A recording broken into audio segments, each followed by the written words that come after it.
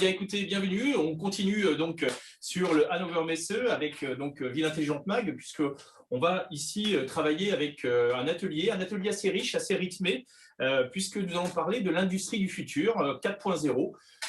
Le chiffre n'est pas le plus important, c'est surtout le futur, donc ce futur que l'on prépare tous. Donc comment l'industrie se transforme, la smart industrie, avec l'IoT, l'informatisation, les robotisations. Donc, autant d'éléments que la révolution digitale a permis, en déferlant depuis sur ce monde, de modifier en profondeur le visage de l'industrie. Donc, on a un plateau assez riche. Je pense qu'aujourd'hui, on va essayer de partir un petit peu dans une vision un peu globale, où on va laisser un petit peu tout le monde s'exprimer pour donner un peu un temps de partage. Donc, en premier invité, j'ai le plaisir d'accueillir Clément Calins, qui est donc du CETIM, qui fait partie du CETIM Grand Est, qui est responsable du pôle industrie du futur. Donc, j'aurais aimé que Clément, eh bien, tu puisses nous présenter un petit peu la vision, les engagements du CETIM sur cette animation et sur cette démarche de l'industrie du futur. Eh bien, oui, merci pour le temps de parole. Donc, effectivement, le CETIM a un certain nombre d'actions dans cette thématique industrie du futur. Le CETIM, c'est un centre technique pour l'industrie mécanicienne. Donc, on accompagne un certain nombre de PME, ETI dans leur transformation. On parle beaucoup de transformation digitale. Et effectivement, un peu plus spécifiquement en région, on est en train, par exemple, de mettre en place ce qu'on appelle des plateformes d'accélération, en tout cas pilotes dans un premier temps, qui ont pour vocation justement de donner l'accès à ces nouvelles technologies liées à l'industrie du futur. Parce que je dirais que les industriels ne sont pas forcément tous égaux, on va dire, dans l'accès à ces technologies. Des grands groupes auront facilement accès à ces technologies, des PME auront peut-être un peu plus de difficultés de temps en temps. Donc, l'idée, c'est vraiment de pouvoir démocratiser l'accès à ces technologies. Et en ce sens, on a créé une plateforme pilote, en fait, qu'on appelle plateforme d'accélération pilote, sur laquelle on vient montrer de la technologie. Le but, c'est pour nos PME, c'est un outil pour les PME ETI, dans le but de se projeter, de pouvoir voir des nouvelles technos et de se dire, oui, effectivement, ces technos-là peuvent répondre à des besoins industriels, peuvent me permettre d'améliorer ma compétitivité, peuvent me permettre de digitaliser mes ateliers, etc. Donc, c'est un peu ce qu'on peut apercevoir dans ce panorama. Ce n'est pas maintenant qu'on va détailler tout ça, mais l'idée, c'est vraiment de se dire, venez, il y a un parcours de découverte technologique qui vous permet de voir des démonstrateurs scénarisés en temps réel sur des cas industriels, et qui peuvent vous donner l'idée en disant oui, effectivement, ça, moi, je le rapporte à mon produit, je le rapporte à ma production, ça peut me faire franchir un cap en termes de digitalisation d'ateliers.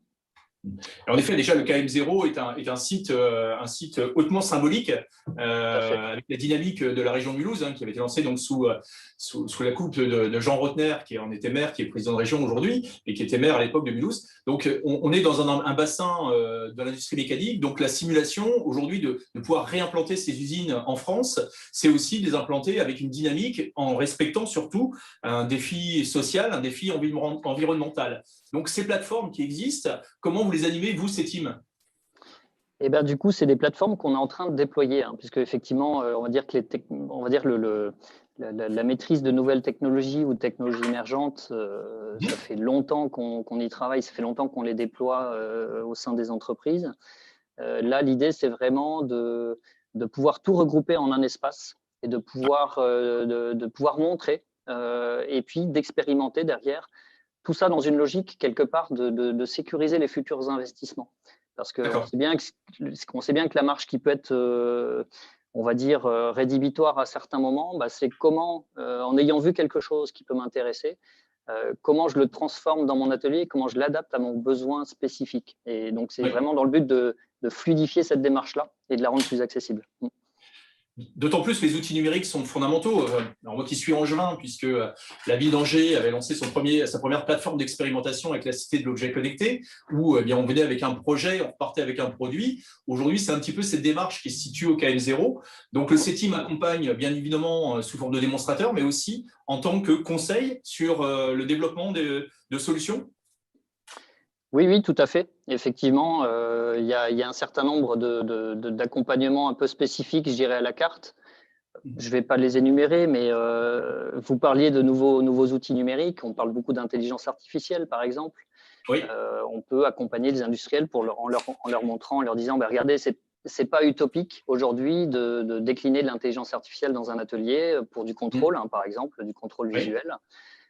Donc, il y a effectivement toute une méthodologie et tout un accompagnement à la carte pour aider les industriels à acquérir ces technologies dans des conditions optimales. Donc, c'est aussi bien de la technologie, mais c'est effectivement tout ce qui va autour. C'est-à-dire qu'à un moment donné, il faut aussi former les personnes, il y a toute une démarche complète à mettre autour des technologies. D'accord. D'accord. Donc là aussi, on est bien dans un cadre complet, donc toujours de l'assistance. Vous êtes partenaire de grands opérateurs aussi, puisque vous avez des partenaires comme Schneider ou comme Siemens qui sont également présents avec nous. Exactement. Merci beaucoup. Eh bien, là aussi, on va peut-être profiter pour relancer un petit peu auprès d'une entreprise qui innove avec Corinne Versini, puisque l'entreprise, elle est CEO de l'entreprise Genes Inc. Donc, alors, on parle d'encre. Oui, alors on vous parle d'encre. Bon, ça n'a d'encre que le nom.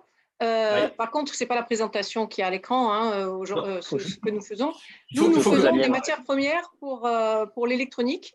Alors, ce qui s'appelle dans l'électronique le back-end et le packaging. Quand je parle de packaging en électronique, ce n'est pas du tout des jolis paquets. C'est-à-dire de mettre des puces sur des… Est-ce que vous pourriez enlever la présentation, s'il vous plaît? C'est ce que j'essaie de faire. C'est de mettre des puces sur des cartes, voyez-vous? Donc, on est pile poil dans le thème, c'est-à-dire l'industrie du futur, tout ce qui est IoT. On fait pour des leaders mondiaux, merci. On fait pour un des leaders mondiaux de la fabrication des lunettes connectées, et des lunettes connectées qui sont des lunettes comme celle-ci, c'est-à-dire ce n'est pas des grosses lunettes, des choses immersives, vraiment des choses que n'importe qui peut avoir sur le nez et qui sont, en l'occurrence, ce sont des Ray-Ban ou des Oakley. Parce que quand vous voulez faire des choses qui sont conductrices sur ce genre de choses, vous allez vous heurter à 2-3 petits problèmes qui vont être très compliqués à résoudre. C'est d'abord que la piste conductrice, il va falloir qu'elle soit très fine parce qu'il faut qu'elle soit dissimulée dans la monture. Et puis ça, ce n'est pas du verre, c'est du plastique. Donc ça veut dire que si vous voulez chauffer un métal conducteur, le plastique va fondre avant le métal. Donc, vous voyez, nous, on fait des produits qui sont conducteurs à température ambiante et qui permettent d'être suffisamment conducteurs pour être extrêmement fins et être dissimulés dans ce genre de choses. Donc, quand on parle de lunettes, vous savez, la réalité augmentée qu'on utilise en maintenance industrielle, nous, on fait ce genre de choses. Alors, il y a 10 ans, quand on a lancé ça, on était un peu tôt sur le marché parce qu'on faisait des produits qui n'existaient pas pour des applications qui existaient à peine, avec des compétences qui n'existaient pas non plus, et surtout en France. On a mis, c'est très long de faire un produit industriel. Le temps de le sortir du labo, d'avoir des brevets, il faut à peu près 3 ans, 3-4 ans, à peu près la même durée pour l'industrialiser. Donc, on avait quelque chose de prêt en 2018. En 2019, on a eu des clients qui étaient prêts à passer en production pour 2020. Donc, vous voyez, on a eu un timing parfait pour tomber en même temps que le coronavirus. Exactement. On a perdu 2 ans. Alors, heureusement qu'on a beaucoup de clients qui sont un peu plus en Asie, c'est-à-dire à Taïwan. Notre client type, si vous voulez, c'est des gens comme TSMC. Je suis sûre que tout le monde connaît TSMC parce qu'en ce moment, ils embêtent tout le monde en Europe. Ils embêtent tous les fabricants de voitures, d'automobiles et autres parce qu'ils ne leur fournissent plus les chips. Et nous, eux, on leur fournit en fait des choses qui permettent de recouvrir les chips, qui permettent de les faire converser entre eux grâce à des pistes conductrices. Voilà en gros ce qu'on fait. Et si vous voulez que je continue, je peux. Parce que alors bien sûr, justement, cette industrie. Non, mais c'est un sujet. Voilà, un sujet passionnant. On produit tout en France. 2 secondes, je le dis quand même. On produit tout en France et on a des chaînes qui sont pensées en étant automatisées et le plus compact possible dès le début, dès la conception du produit, de façon à pouvoir produire n'importe où. Parce que moi, j'adore la mondialisation à partir du moment où elle part de chez moi et où elle revient chez moi. Voyez, donc, si je veux produire près de chez mon client, je peux le faire parce que je peux télécharger une recette qui va être cryptée et encodée. C'est-à-dire que la personne qui va mélanger les produits, parce que je fais de la chimie, la personne qui va mélanger les produits, elle ne va même pas savoir ce qu'elle va mélanger, elle va juste savoir les proportions. C'est moi qui vais diriger ça de l'arrière-pays aixois, vous voyez, et personne ne saura sur place. Donc, je protège mon IP, je peux produire près du client, je diminue mon empreinte carbone. Bien entendu, je peux remonter les bénéfices. Si on ne paye pas trop d'impôts en France, à l'avenir, ce serait mieux. Oui, mais on se rend compte tous avec l'évolution. Alors, vous étiez parti sur les lunettes, c'est toujours un sujet qui nous passionne parce que, comme beaucoup, moi, je perds toujours mes lunettes, donc on est toujours en train de les chercher. Aujourd'hui, la problématique de la fabrication, c'est-à-dire que on est devant un choix important, c'est-à-dire qu'on est soit dans du low série où on va avoir des produits d'expérimentation, donc ça, on essaie de le garder pour pouvoir avoir cette maîtrise. On va avoir des volumes qui vont être de plus en plus importants. La production aujourd'hui, vous l'avez dit, c'est que la difficulté, c'est plus la conception du produit, mais c'est la disponibilité du produit. C'est justement ce qu'on essaie de réimplanter en France. On s'est aperçu, enfin, moi, ce que je vois, pour mes produits, oui. ce que je vois de mon point de vue, c'est qu'à un moment donné, j'ai besoin d'avoir… En plus, j'ai des produits qui sont périssables, donc j'ai des problématiques un peu… et difficiles à transporter. Donc, j'ai pas mal de problématiques. Donc, c'est pour ça que je vous dis d'avoir des petites unités compactes. Il y a beaucoup moins de problèmes à avoir des petites unités compactes dans la chimie aujourd'hui parce que tout est automatisé, il n'y a pas de personnel. Et donc, on peut limiter les risques à la fois de copie et puis les risques Céveso et compagnie. Parce que quand vous avez des petites unités, vous avez des petits stockages et ça vous évite d'avoir des catastrophes comme il s'est passé l'été dernier à Beyrouth. Hein, parce que plus on stocke, plus il y a des risques d'explosion. Donc, et en plus, vous ne transportez plus. Donc, vous diminuez votre empreinte carbone ou vous transportez des produits qui sont élémentaires et vous évitez de faire à vos produits tout le tour de la Terre parce que c'était bien la supply chain avec le just in time et compagnie quand on n'avait pas ces préoccupations. Mais aujourd'hui, vous vous retrouvez à avoir des tas de choses qui sont fabriquées en Chine ou qui sont loin parfois de leurs clients et ça n'a plus tellement de lieu d'être. Et on l'a bien vu pendant la crise du Covid, c'est-à-dire que nous, on ne recevait plus rien. C'est un peu dommage. Alors qu'on peut avoir des petites unités plus flexibles qu'on met un petit peu partout avec l'avantage de servir le marché où elles sont situées. Voilà. Moi, je pense que l'industrie 4.0, ça va être aussi une industrie qui va revenir un peu plus à taille humaine, même si elle sera un petit peu plus robotisée. Il y aura moins de problèmes de formation parce qu'on va avoir des aides avec cette maintenance assistée en réalité augmentée. Et donc, du coup, on pourra aider les personnes qui sont en usine, en industrie, il n'y a que ça que je connais, moi, l'industrie, alors justement, à travailler sur les lignes. Oui. Justement, excusez-moi. Justement, ces problèmes de low série face à des opérateurs qui sont des opérateurs de grande série sur des productions massives, ce qui est un peu compliqué. Alors là, aujourd'hui, on a la chance d'avoir avec nous donc Didier Champeau, qui est le responsable des solutions innovantes du groupe Schneider Electric. Alors, on va peut-être se poser la question justement à un grand opérateur mondial qu'est le groupe Schneider. Didier, vous, comment voyez-vous le développement de l'industrie du futur? Parce qu'on parle là aujourd'hui des moyens logistiques autour des sites de production. Pour vous, l'industrie du futur, pour Schneider Electric, ça représente quoi? Bonjour. Effectivement, l'industrie du futur, déjà, c'est l'industrie d'aujourd'hui. Hein. Présentement, on utilise effectivement des IoT, des technologies innovantes. Donc, l'industrie du futur est une réalité. Donc, comment nous voyons effectivement les choses chez Schneider Electric? De la façon suivante.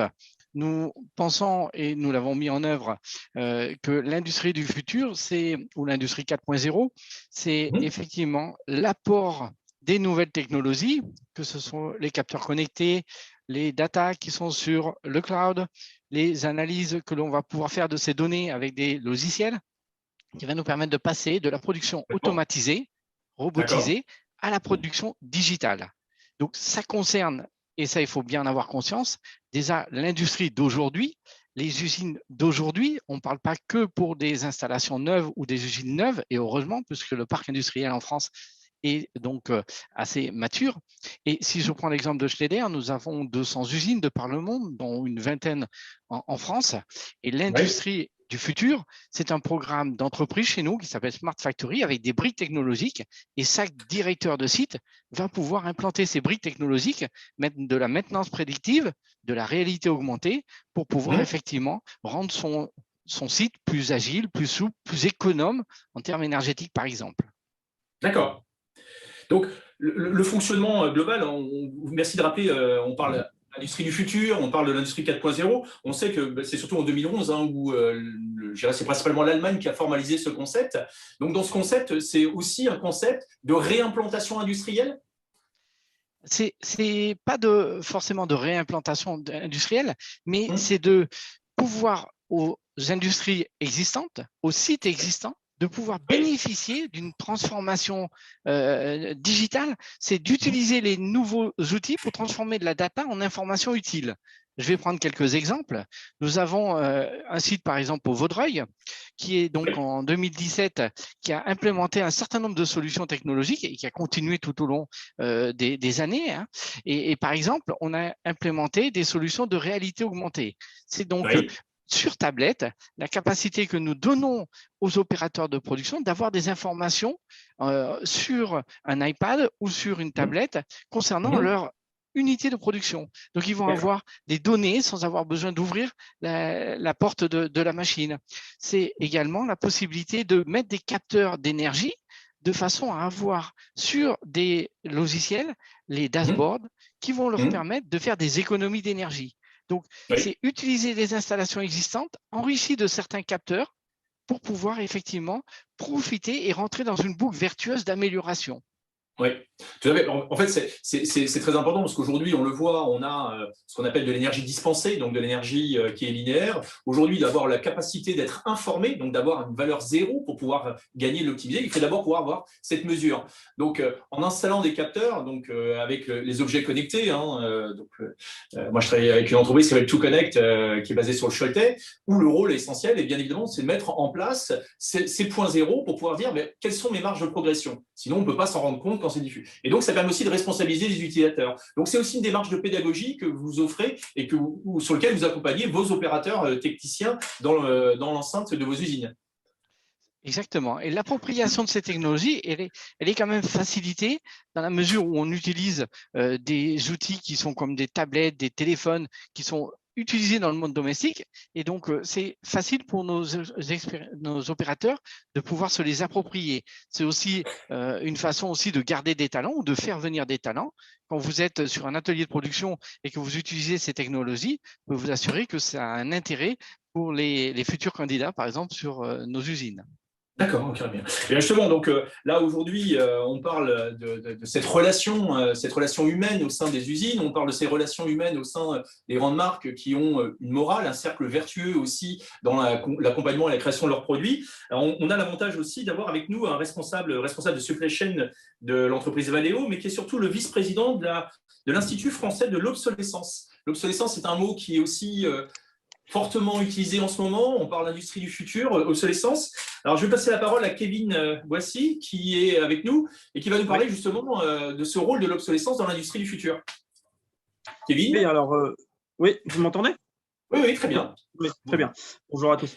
Oui, effectivement, donc il y a plusieurs difficultés. C'est pas le tout d'intégrer de la technologie sur ces lignes de fabrication si au final on n'est pas capable de la maintenir ou tout au moins d'approvisionner les pièces de maintenance. Il faut aussi penser à toute la partie formation, la partie connexion et l'interopérabilité des outils les uns avec les autres. Donc, ce qu'on a entendu juste avant, effectivement, on sent quand même une tendance à mettre de petits pôles au plus près des clients et beaucoup moins de grosses technologies dans les pays lointains. On a pu le voir avec le Covid, on a pu le voir avec le canal de Suez dernièrement. Lorsque tout s'est retrouvé bloqué, on s'est simplement pris 7 jours de saturation des ports maritimes dans la foulée. C'était un peu plus de 300 bateaux. C'est plusieurs centaines de fois le volume de Notre-Dame qui a été bloqué sur l'eau au milieu du canal. Et on a tendance à oublier cette dépendance, simplement en se focalisant sur les prix d'approvisionnement, mais à quel prix justement par la suite.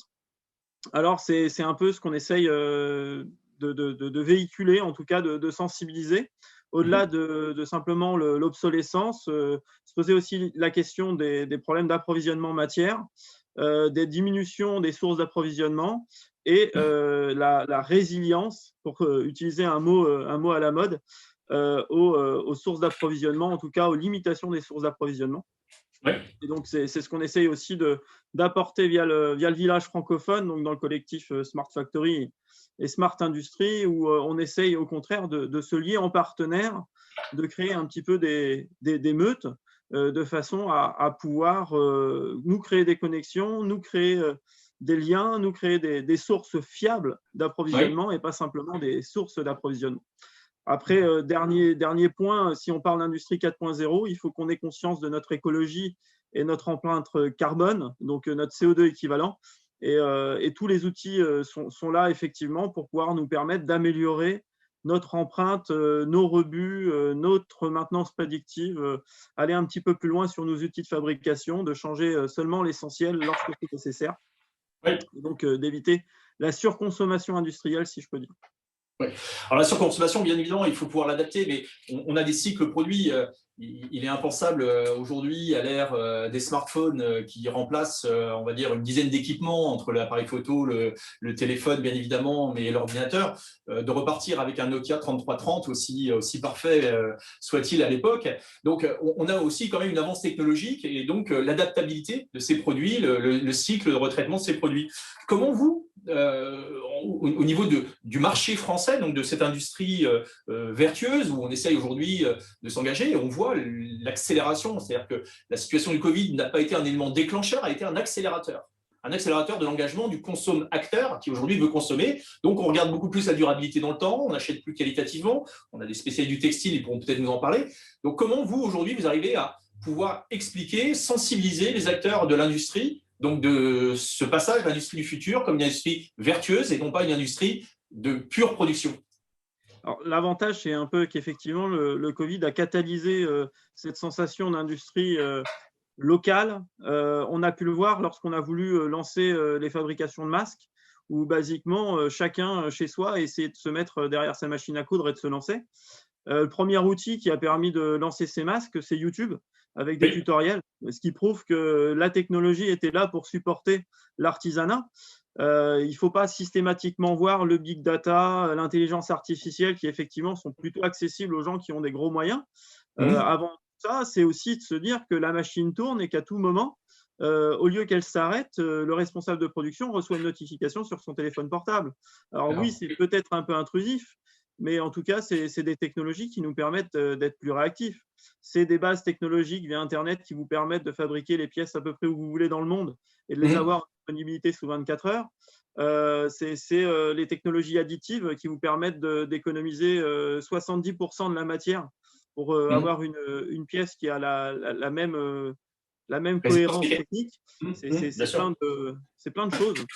Alors, il est vrai que alors ça, je vous remercie. Il est vrai que les imprimantes 3D ont été un élément très très fort et très très impactant, au même titre que la data, où là on parle plutôt de données, au même titre que les imprimantes 3D ont été très très forts dans l'industrie mécanique, dans la révolution. Alors justement, l'industrie mécanique avec ses imprimantes, vous me permettez la transition, je vous en remercie beaucoup. Donc là, justement, avec Laurent Coyon, qui est le président de Savimex, qui est un spécialiste des polymères. Donc justement, cette fabrication de polymères aujourd'hui, elle devient de plus en plus essentiel dans les low série de Michelin. Alors Laurent, est-ce que vous pouvez nous présenter un petit peu votre vision sur ce marché de l'industrie du futur, s'il vous plaît? Alors je vais vous parler un petit peu de Savimex. Savimex est une PME implantée à Grasse dans les Alpes-Maritimes et notre mission, c'est de fabriquer des composants optiques en matériaux polymères. Donc, j'irai toujours dans l'optique. On commence par les verres de lunettes, on fait les viseurs de casque. On travaille aussi beaucoup actuellement sur tous les systèmes de projection tête haute, ce qu'on voit dans l'automobile. Et moi, on va pouvoir travailler ensemble alors. Hein. Exactement. et donc moi, je veux dire, j'ai jamais cherché à gagner 1 euro ou 1 centime d'euro en allant externaliser ma production. Donc c'est une PME de 130 personnes. On est français, on design et on fabrique en France. Donc, pour faire les composants optiques dont je parle, je dirais, on a plusieurs types de process. On a le process de l'injection thermoplastique, on a le process ce qu'on appelle le hard coating, c'est-à-dire tout ce qui est sol-gel et anti. On a la découpe et on a les couches minces optiques. Alors, je veux dire, c'est pour ça que je travaille beaucoup d'ailleurs avec Didier Champeau, parce que nous, ce qu'on cherche, c'est à automatiser notre chaîne de production. Donc, on automatise à tous les niveaux notre chaîne de production pour avoir justement ce qu'on disait tout à l'heure, réduire les rebuts et essayer d'avoir une production de qualité et stable en qualité. Et donc, aujourd'hui, quand on visite Savimex, on voit des robots partout. Sur une presse injectée maintenant, on fait du contrôle optique, on fait du marquage laser sur nos pièces optiques directement en sortie de presse injectée. Mais on a la même chose aussi, je dirais, sur une machine de découpe où on fait aussi le contrôle optique et on fait aussi, je dirais, du marquage laser quand c'est nécessité pour la traçabilité de la pièce. Alors, on a participé, Savimex, à un accélérateur, l'accélérateur ETI national, et on en a sorti, je dirais, deux accompagnements. Le premier, c'est l'excellence opérationnelle. Le deuxième, c'est la digitalisation. Et la digitalisation, ben, c'est partout. Alors, en digitalisation, je viens de parler de la robotisation de l'automatisation. Je parlerai aussi de tout ce qui est gestion de la production, parce que la gestion de la production, eh ben, ça s'organise et ça se digitalise.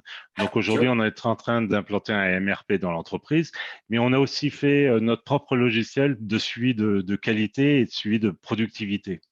On travaille aussi, et là on va démarrer avec Schneider, tout l'aspect maintenance prédictive, parce que pour nous c'est extrêmement important, je dirais, de pouvoir, alors on ne parle plus maintenant de maintenance préventive ou corrective, on parle de maintenance prédictive, c'est-à-dire qu'il faut qu'au niveau de chaque machine, on sache ce qui va tomber, ce qui risque de tomber en panne dans les prochaines heures pour pouvoir intervenir. Ce n'est plus du préventif, c'est vraiment du prédictif.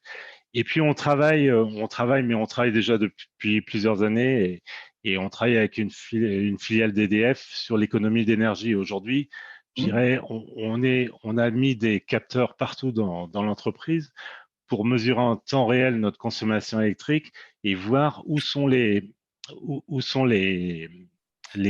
points de forte consommation, ce qui nous a permis d'ailleurs de réduire beaucoup notre facture électrique. Donc, si vous voulez, pour moi, l'usine du futur 4.0, c'est plein de petites briques de ce type-là. On travaille sur toutes les briques, les unes après les autres, mais tout en même temps, pour essayer d'améliorer ça. Et le but final, c'est ce que j'ai entendu là précédemment dans les exposés précédents, c'est on veut rester en France, on veut produire localement. Aujourd'hui, moi, je n'ai pas de souci d'approvisionnement parce que finalement, je m'approvisionne à proximité. Donc, la proximité, le national, ben voilà, ce sont tous les outils qui nous permettent d'y aller. Je crois que vous l'avez situé.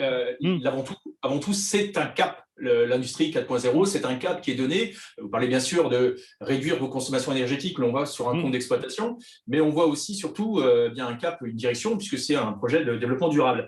Donc là aujourd'hui, le contrôle, vous l'avez dit, vous avez mis des capteurs d'énergie pour pouvoir voir. Ce contrôle est hyper essentiel. Et je vous remercie, c'est une transition toute trouvée pour Michèle Simelli et la dirigeante de OneTwo, qui va se faire sûrement un grand plaisir de nous parler un peu de l'apport de le contrôle et le suivi en ligne de l'ensemble des éléments. Alors, exactement. Michèle Simelli. Oui. Bonjour, donc moi je suis la dirigeante de deux sociétés qui sont sur Carrosse, près de Nice. Deux sociétés, donc OneTwo, qui est une PME qui a 50 ans cette année, qui conçoit et fabrique des appareils de mesure et de contrôle pour l'industrie, particulièrement pour l'automobile, et qui donc bien sûr nous tire vers le haut dans toutes les nouvelles technologies. Aujourd'hui, on est fournisseur de premier rang de PSA, aujourd'hui appelé Stellantis, de Renault, de Ford, de Volkswagen. Une autre société qui est basée sur le même site, Contact Azur, qui est une société de production française, y compris OneTwo, de câblerie filaire, donc, et avec des clients qui sont des sociétés comme Legrand, comme Hager, comme 3P. L'industrie automobile est en constante évolution, et encore plus depuis avec les nouvelles technologies. Je voudrais juste parler de la voiture électrique et encore plus de la voiture autonome, qui va donc arriver sur carrosse rapidement. Et donc la voiture autonome, quand on parle d'IoT ou d'intelligence artificielle, elle est l'image même de ce qui va se passer au niveau de l'intelligence artificielle. Aujourd'hui, le cap, j'entends et je suis tout à fait d'accord avec tous mes autres collègues, c'est un cap à passer et ce n'est pas un cap évident. Bon, moi, je suis principalement avec des constructeurs automobiles sur des portails DI dans lesquels on n'a pas des personnes, on a des ordinateurs qui nous donnent l'information, des données informatisées. Alors, j'ai profité du plan de relance français, puisque aujourd'hui, il a quand même des projets sur tout ce qui est nouvelles technologies. Alors, je dirais que sur nos projets futurs qui tendent donc vers le 4.0, donc pour OneTwo, la fabrication additive, qui va être puisque nous, on fait quand même pas mal de prototypes avant même de valider. Et cette partie 3D nous permet la réalisation de pièces et surtout de pouvoir valider rapidement le fonctionnement mécanique des outils. Et pour Contact Azure, on parle d'outils. Non, donc d'abord, j'ai aussi un outil qui est un outil connecté, qui est une clé dynamométrique que je sers dans l'aéronautique, entre autres, qui va donner. Donc là, on a bien le secteur de l'industrie automobile, vous avez le secteur du câblier. Donc, c'est vrai qu'aujourd'hui, on est sur cette notion de contrôle où il faut accompagner les intervenants, donc les opérateurs d'usine, parce qu'il reste quand même sous moyen humain, les robots ne sont pas partout, et il faut pouvoir intervenir et avoir donc toujours cette notion de mesure. Là, je trouve très, très intéressant cette démarche, cette succession. On a également aussi Pascal Torres qui est avec nous. Alors, je presse un petit peu, je suis désolé Pascal, je vais vous laisser que malheureusement peu de temps. Hein, Corinne, Michel, pardon, je suis un peu aussi désolé. On m'a fixé un planning et j'ai mon patron Marc-Lionel Gâteau de ML Event qui me rappelle cette gestion, donc pour nos auditeurs aussi, pour nos suiveurs, de tenir le temps. Alors justement Pascal, de votre côté, vous, en 2 minutes si possible, quelle est votre vision? Alors, comment Osmose se positionne? Alors, en fait, nous nous positionnons sur le volant plutôt efficacité énergétique et nous avons saisi l'opportunité de l'usine du futur pour proposer en fait des solutions intégrées qui permettent de récupérer un maximum d'informations issues de la production pour les coupler aux informations qui proviennent du bâtiment, de manière à pouvoir piloter ce bâtiment de manière encore plus intelligente que ce qui peut l'être sans avoir les données d'utilisation. Donc ça, c'est un sujet qui est très, très pertinent parce que cela permet de relier les unités de production, les utilités en fait, du bâtiment au fonctionnement temps réel du bâtiment et de sa production associée. Voilà, aussi, on est aussi en GMAO, gestion de maintenance, puisque la problématique, quand on a des problématiques thermiques, moi j'étais industriel, donc quand on a des problématiques thermiques, les variations peuvent avoir des importances sur les résines, sur les produits. Donc là aussi, l'essence le bâtiment avec les outils sont des éléments importants, ou les répartitions de charges de courant. Et ce qui est intéressant aussi dans cette approche industrielle, c'est qu'on sort du schéma tout simple qui est combien j'investis, combien ça me rapporte avec des retours sur investissement. Exactement. C'est parfois très très dur à obtenir parce que l'énergie n'est pas encore assez chère pour avoir des ROI attractifs. Donc on joue sur 3 tableaux qui sont à la fois la partie efficacité énergétique, mais également la partie sécurisation et communication.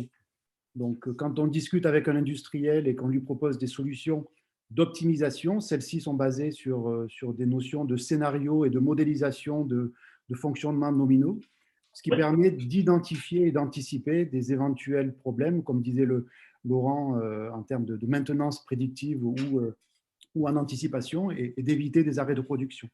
Donc ça, c'est des sujets qui sont assez intéressants pour les Je suis désolé, je vais vous empêcher, mais je vous invite à tous à reprendre ces échanges et d'aller sur Osmose, donc Osmose 06 sur votre site, pour aller un peu plus loin. Alors, merci beaucoup. C'était un temps qui était très chargé. On avait beaucoup de personnes, 7 personnes en moins de 30 minutes. Vous avez joué le jeu, donc merci à tous. Donc, n'oubliez pas, dans Global Village, nous sommes une organisation donc, au niveau international, donc animée par ML Event. Donc, n'oubliez pas de revenir et de suivre, puisqu'il y a eu le CES de Las Vegas, il y a eu le SXSW d'Austin, aujourd'hui le Hanover et encore d'autres programmes. Donc, merci beaucoup. Et là, je laisse le temps de parole pour mes autres collaborateurs qui vont présenter donc la deuxième partie. Et quant à moi, je vous retrouve à 17h30. Merci beaucoup à tous. Merci. Merci.